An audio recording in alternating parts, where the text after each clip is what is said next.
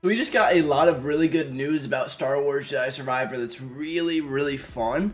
And I think that this game is going to be bigger than any game that we have ever seen. One of the biggest Star Wars games of all time is going to be coming in March, and I cannot wait to try it out. We're going to be kind of going over some of the new news and how this is apparently supposed to even double the size as far as download size of Jedi Fallen Order, which is really cool because that means that the game's probably a little bit longer and a little bit of a bigger project. Now, one thing you got to keep in mind a little bit is the fact that this game is going to be running a little bit on higher settings.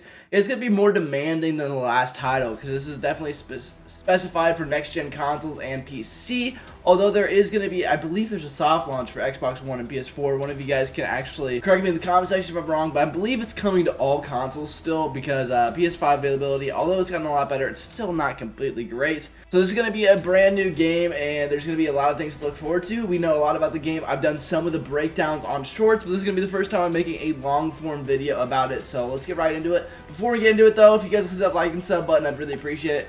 We're on the road to 1K. You guys have been blowing up these videos. Thank you guys so much, and let's get right into some of the gameplay and some of the things that we know about the game. So according to NME, a really big site that's always pretty good with gaming news. I've used them for a couple of my videos on my main channel.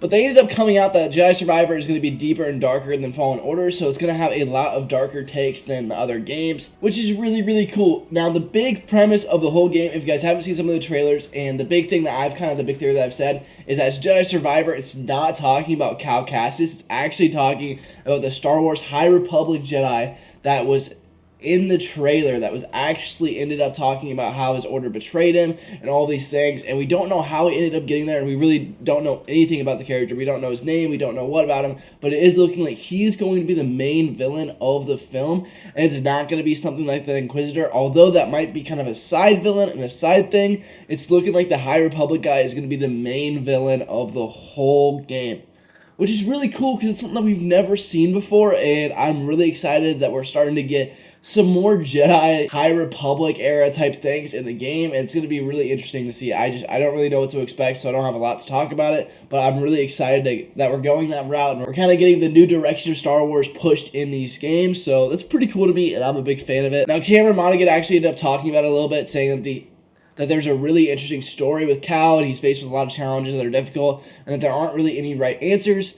So what I take from this is there's going to be multiple parts to the game and a lot of plot twists, which I'm guessing the big plot twist is going to be maybe he goes and befriends the High Republic Jedi, and then he ends up kind of turning on him because he's a dark side user or whatever. We're going to end up finding out, but that's kind of my guess of where the game direction is going to end up going. Now, whenever he talks about it being deeper and darker, my big thoughts on that is that the game's going to be just bigger.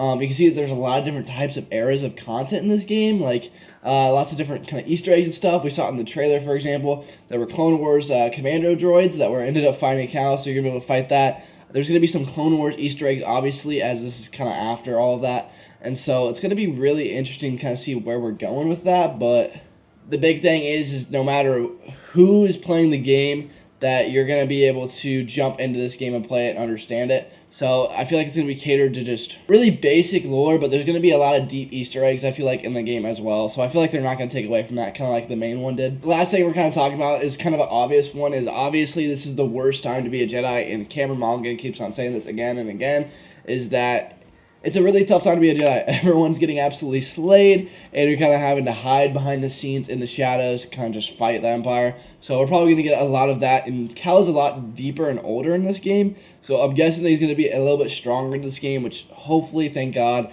because in the first one he wasn't that strong, but it was very understandable because he was kind of just a new and emerging Padawan, a little bit glorified, that he'd been a Padawan for a while, and then he kind of just started to turn into a Jedi by the end of the game, which was really cool. But I'm really hoping that we get to see kind of Cal Kestis be a little bit stronger in this game. Obviously, he's not going to be like Anakin strong, but something in the middle would be really nice. Last thing that we're going to be talking about today is obviously that this game is going to be bigger and more demanding than any other game possible. You're going to be able to play this game 4K 60. You're going to be able to play this game 1440p at high settings on console and on PC. So it's going to be really interesting to kind of see where this is going to take us. It's kind of the first game that we've gotten that's a Star Wars game that I believe we're going to be able to play in 4K. Now, I might be wrong. You might have been able to play Fallen Order in 4K, but I'm pretty sure this is going to be a more, like, amped 4K title, and I'm excited to try 4K. I even have my Xbox Series X, and I am going to be trying it on my TV to see if there's any big difference between like 1080p, 4040p, and 4K. It's going to be really interesting, but I've never seen a game look that good on 4K, and so I'm really excited to kind of see this new amp of Star Wars games going more demanding and more demanding and more demanding.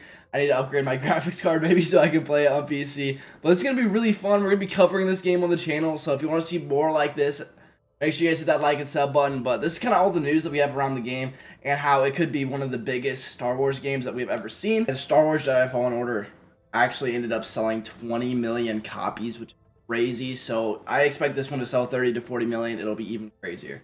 But I totally want to hear your guys' thoughts on all the brand new news. If you're really excited for this game, let me know in the comment section below. I'll try to be responding to every single comment. So I'll talk to you boys down there, and peace.